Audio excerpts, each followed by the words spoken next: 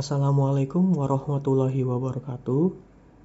Perkenalkan, nama saya Wahyu Adistiawan, peserta Latsar CPNS Kota Tarakan Angkatan 59, dengan tutor Ibu Wahyu Eko Handayani SPD MPD.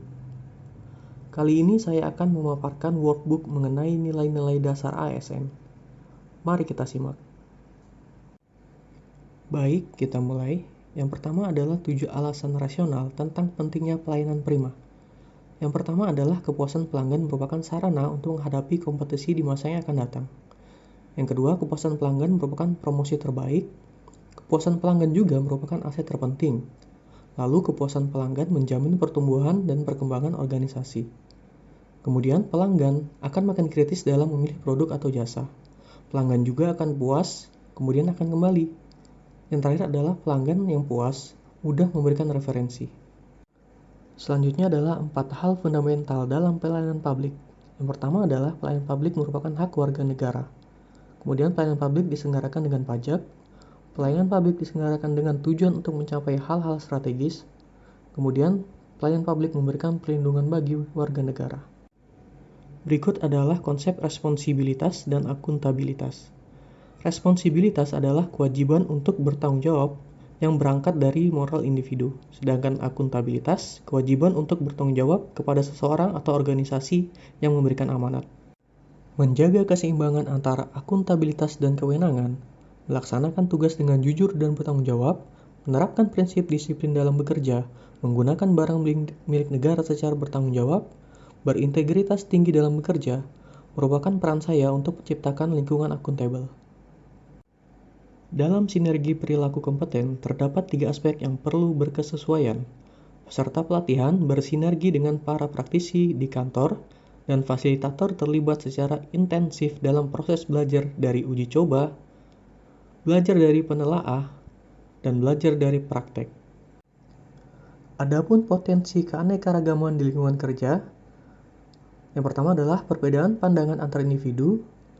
Kemudian potensi terjadinya proses disosiatif, yaitu proses yang mengarah pada persaingan tidak sehat, potensi adanya pertentangan, dan potensi menguatnya perasaan individu yang merasa dirinya yang paling benar. Sedangkan tantangannya adalah perbedaan suku, perbedaan golongan, perbedaan agama, dan perbedaan ras.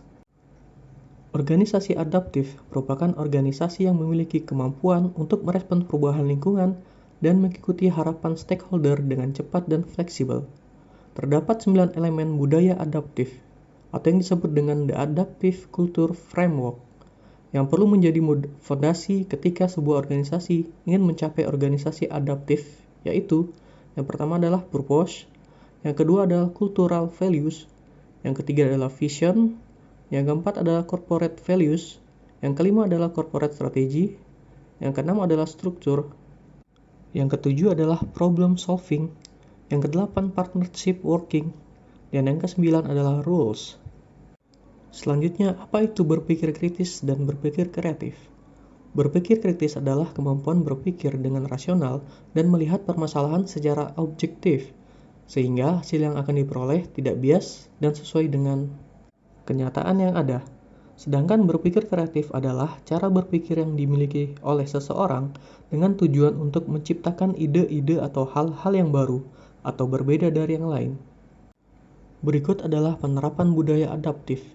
Yang pertama adalah dapat mengantisipasi dan beradaptasi dengan perubahan lingkungan, mendorong jiwa kewirausahaan, memanfaatkan peluang-peluang yang berubah-ubah, memperhatikan kepentingan-kepentingan yang diperlukan antara instansi mitra masyarakat dan sebagainya.